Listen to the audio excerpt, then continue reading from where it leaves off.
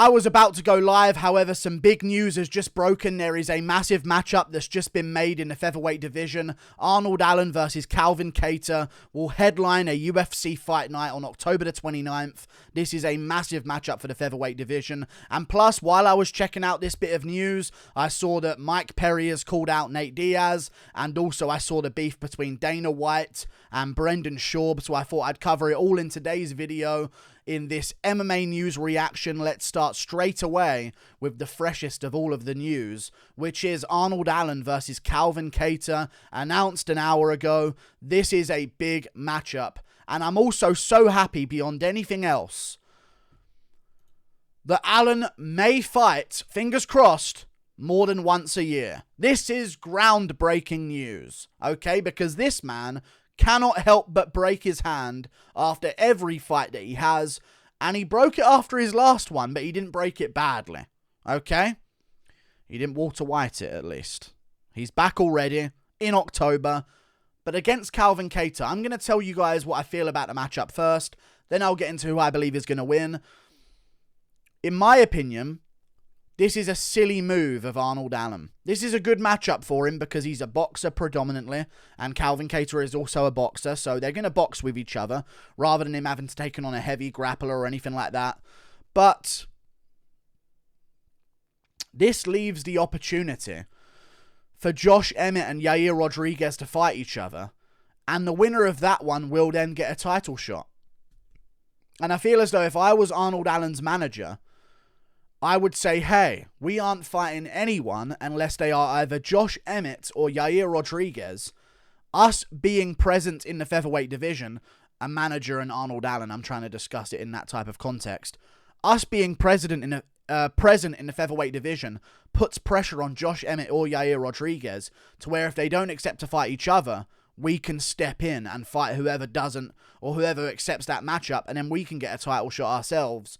But Arnold Allen has jumped the gun. He wants to stay active, and he wants to get in there against Calvin Kattar, who has been incredibly active, has fought now, if he fights this time, 3 times this year in main events. He fought in January against Giga Chikadze. He recently fought Josh Emmett, should have won that fight, but lost it, and he's getting right back in there because, again, he's not getting any younger. Arnold Allen's the young guy on the come-up, whereas Calvin Kattar getting towards the danger side of his 30s. Where if you're not really a champion, you're going to start to really drift off a lot of the time, especially in the lower weight classes. But I'm going to pick Calvin Kattar to win this one, I believe. Calvin Kattar's striking defense is very good. Arnold Allen's cardio, from what I've seen, it does slow down. Maybe we're going to see a massive skill difference between the two of them, and maybe Arnold Allen is going to start piecing him up, and he'll just be on another level, and it could be that kind of reality check that we get once again with Calvin Kattar, like we saw when he fought Max Holloway. But I don't think that Arnold Allen has the chin or the cardio that Holloway had in that Calvin Kattar matchup to really make him pay like that. And I feel as though this one's going to backfire on him. I think Calvin Kattar has a little bit more power. I know Allen just TKO'd Dan Hooker in the first round, and I picked him to do that as well. However, he's not going to have the same level of pop in his shots that Calvin Kattar does. I think Arnold Allen, a guy who predominantly succeeds by throwing hooks against his opponent, is going to have to deal with the jab of Calvin Kattar here, and I don't think he's going to be able to out-jab him. He's got to mix in some kicks, but Kattar has gotten exceedingly good at defending against kicks after being exposed for them earlier in his career by guys like Renato Moicano. It's a problem. It's a problem for Arnold Allen here because Kattar can go 5 rounds and he can push in the later rounds of that 5-round bout and mix in elbows and make it nasty. And I can just see it being a massive scrap for the first 2 rounds. And I believe Allen will probably break a hand. You know what I mean? Like, he breaks his hand very often, and I can see him breaking a hand in this one. And if you've got a hand broken, and you're in a boxing match essentially in an MMA cage with Calvin Kattar, that's 2-on-1. That's Kattar's 2 hands with a broken nose that he's no doubt going to have in this fight. I reckon Kattar can fight more through a broken nose than Arnold Allen can with a broken hand in this matchup if the two of them get into a nice war. And I think that's what's going to happen. So I'm going to go with Calvin Kattar, round 4 or 5 TKO, or he wins the 3rd, 4th, and 5th round to win himself a unanimous decision. But I'm glad that Arnold Allen's staying active for once, and he's got a main event. So I'm sure he was like, it's a main event. I don't know if I'm going to get this opportunity again.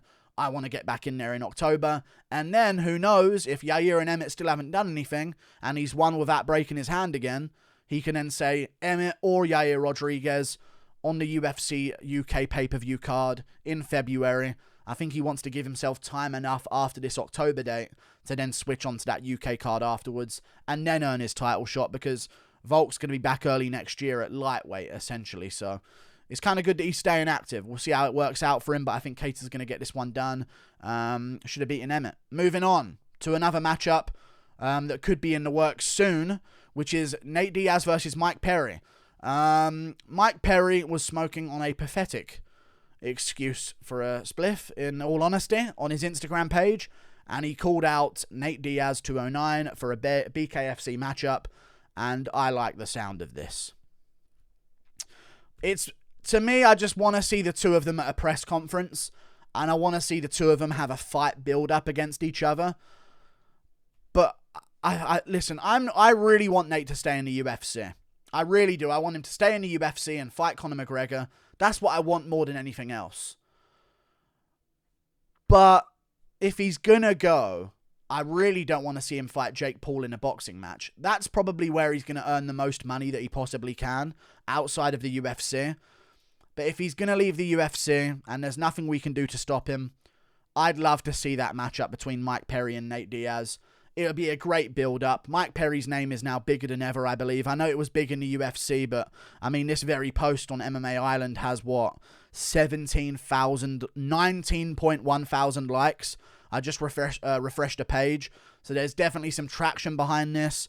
People are big fans of Mike Perry. I'm really looking forward to it, man. Really, really looking forward to it. This is a big one. If it does happen, I'm looking forward to the build-up and stuff like that. And, yeah, I'm looking forward to seeing if Mike Perry can get it done or Nate Diaz can get it done. Who do I believe is going to win that fight? I'll trust Mike Perry. Beat Nate Diaz's scar tissue in a BKFC fight. I know I keep picking against Nate Diaz, but come on. The amount of cuts that you get in a BKFC fight. I don't even think Nate would be interested in fighting in BKFC. I know he's a gangster and he's tough, but even he's got to think at some point, man, do I need my face opened up again? Even if he wins, and I know he probably believes he would win against Mike Perry.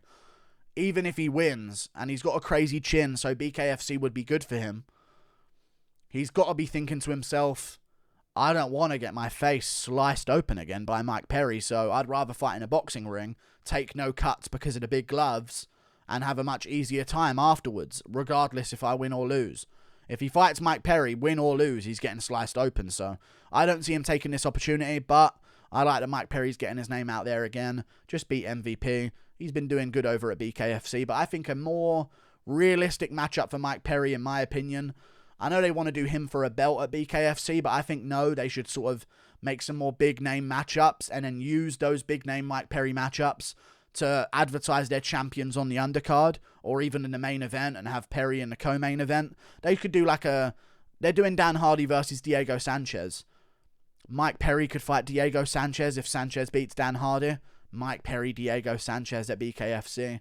It makes a level of sense. You could do Mike Perry versus Tyron Woodley. Perry called Woodley the M-word. There's a lot you can go with Mike Perry. There's a lot of ways you can go with him. So I'd like this matchup, but I don't think it's going to happen. Moving on to another fight, which would be, or not another fight, but another internet fight, I guess, between Dana White and Brendan Schaub. Brendan Schaub rewrote the Bible on his Instagram, and I'm going to read through it for you guys, not in a downy sounding voice. I'm just going to say it how it is. Here we go. Oh God, here we go again. I've been nothing but cool and thought you'd learn from the last time you mentioned my name and got destroyed. And before I even get into this, I agree with a lot of what Brendan Schaub is saying. I just wish Brendan Schaub wasn't the deliverer of the message. He's the worst Hermes of all time, okay?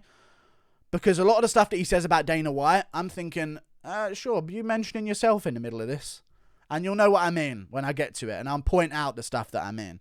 I was like, yes, he's getting him. Like, this is true. And I actually believe there could be something going on behind the scenes because of how emotional Dana White was defending against it. I was thinking, man, he's really aggressively defending against this theory that people had about the backstage stuff at UFC 279. I wouldn't be surprised if there was something going on.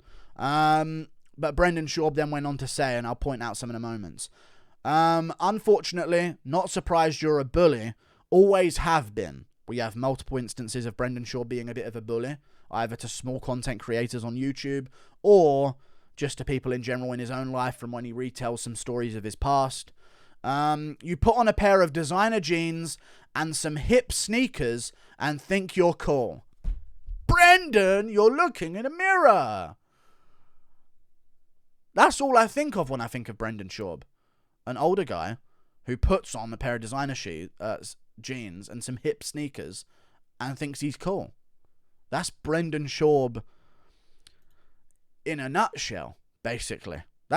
If you would have said a middle-aged man in the MMA scene who wears designer jeans and puts on hip sneakers and thinks he's cool, you'd name Brendan Schaub. So he needs to realize what he's insulting him for. You're still a dork with a frat bro vocabulary. He says, working under Thick Boy Network and all of the stuff that Schaub comes out with. Frat boy vocabulary, Dana White, of course. Oh my God. Here we go. And he talks about how Dana was calling him dumb because of the questions that he has about UFC 279. Sorry, we just don't buy what you're telling us after lying numerous times, but the sheep media you pick to attend events don't have the balls to call you out. But then again, if Brendan Schaub was in charge of the UFC, would he like people in the media criticizing him? The man who was criticized by people online in the YouTube scene, and took down their channels because of it. So that would be Brendan Schaub in that position as well. He's just not the right messenger for this, is all I'm going to say. You're surrounded by yes men, he says. Dana White, surrounded by yes men. Brendan Schaub, 2022. Again, we're looking in a mirror. We're looking in a mirror here. Only thing you and I have in common is that... Only thing you have in common with Vince McMahon is you're both on steroids and dressed like assholes. You're looking in a mirror. Need I remind you your origin story is a failed cardio kickboxing instructor who had 2 rich friends in high school to fund his business.